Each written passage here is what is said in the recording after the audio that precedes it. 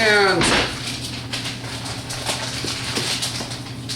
these are cuts you don't even see in the retail store too much anymore. They're most of the chucks, when you go to the grocery store to buy chucks, most of them don't have a bone in them. And there's something about, particularly when you're braising meat, cooking it for a long time in some kind of moist heat, you really benefit a lot from having that bone. It's in the meat. You get the whole thing gets a lot of good flavor out of that.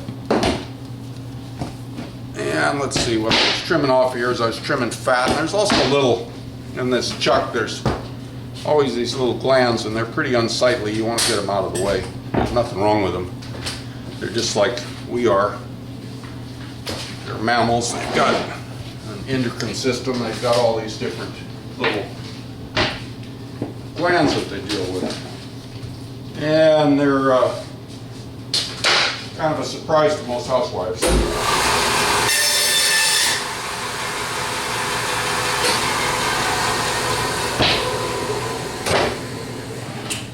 Okay, let's see.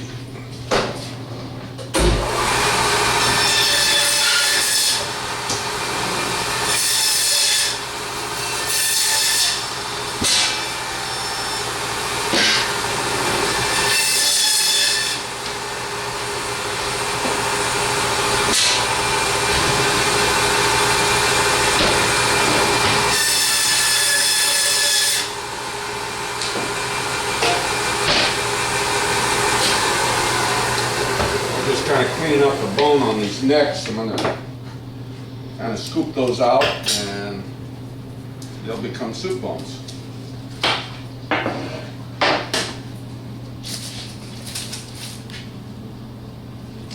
This meat that's underneath, some of it will be ground beef, and then a little bit of it will be stew meat. Most of it will be ground beef. It's one of the things that's changed over the years in the meat business is that people use a lot more hamburger than they used to use. It used to be when you cut a beef, you tried to give people as many of these various cuts as you could and as little ground beef as possible, because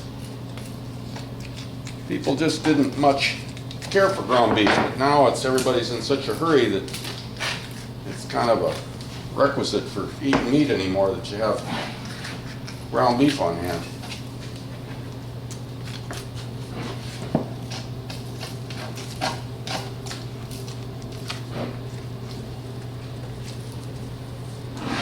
The other reason for making soup bones out of that neck section is for my benefit, because it saves a lot of time to bone these necks out and get all the meat off them. Is really pretty time consuming, and there's a limit to what you can do.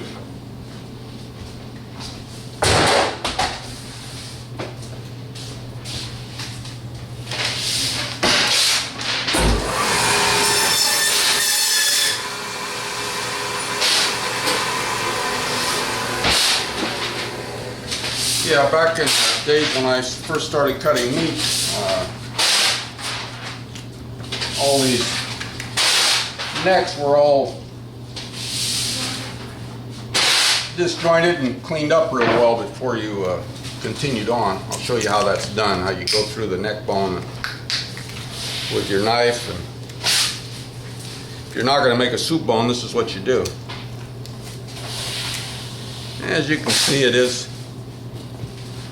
it could be tedious if you had to do a lot of them, but we're not going to do that. I'll just show you on one. Anyway, here I've got the rib section. I'm getting ready to break it down. This is where your prime rib has come from. We're going to make rib steaks out of it today. In this section here, you're going to get 1, 2, 3 good ribs are going to be saved for short ribs. The rest are going to be put in the hamburger. And anyway, here we go. There's a little strand of fat there, and you kind of split the difference on that. off the rib section. Now, divide this whole thing is called a plate. It's a deep plate. Got a lot of different stuff going on with it, but mainly we're just going to get the short ribs out of it. And it's 1, 2, 3 really nice ones. The rest of them are really too fat to give you a decent presentation when you cook it.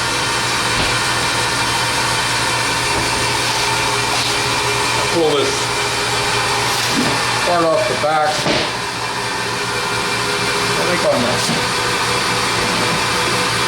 the East Coast they call this section the deckle. It's sometimes trimmed up and used as a pot roast or as a boneless short rib. It's a real nice piece of meat if it's braised correctly.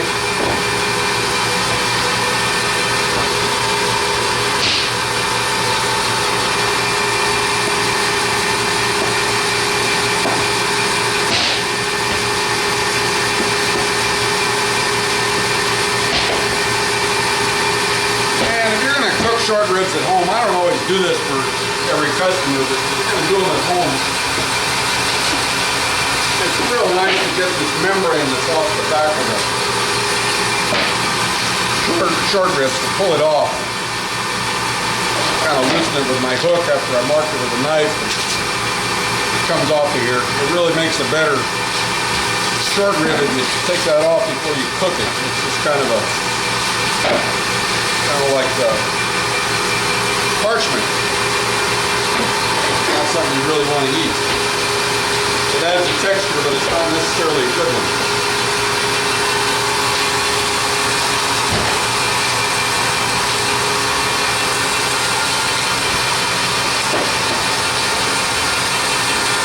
And I'm going to go a little further and get this rib section ready.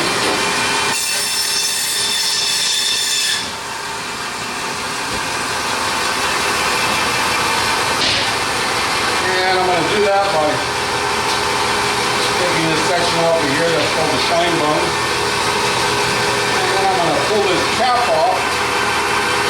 What you're really going to end up with here is a bone-in ribeye.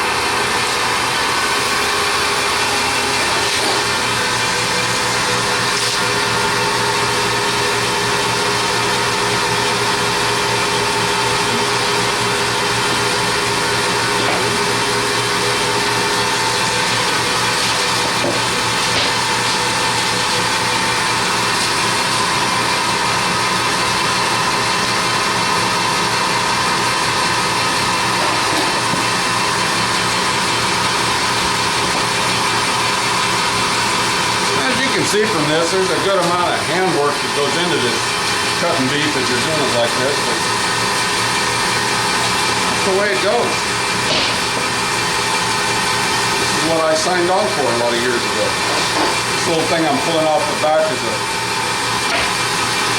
a tendon, and it's pretty much inedible. When I was young, that butchers all used to leave that on, and came from a big family and we used to kind of fight over that piece at dinner time.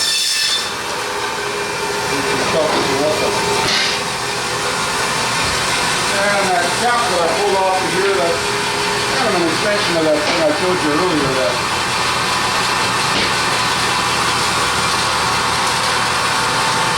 it's we'll probably just use it for ground beef or stew, but it's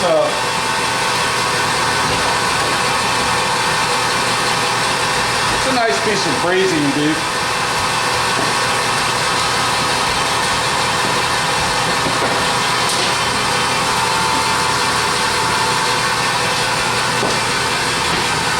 Another one of those cuts that the butchers used for merchandise. They used to make boneless short ribs out of it.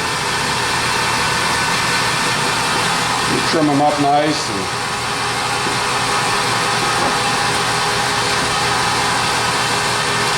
braise those slowly in the oven, and makes a nice little presentation on a plate, but we're just going to make ground beef out of it.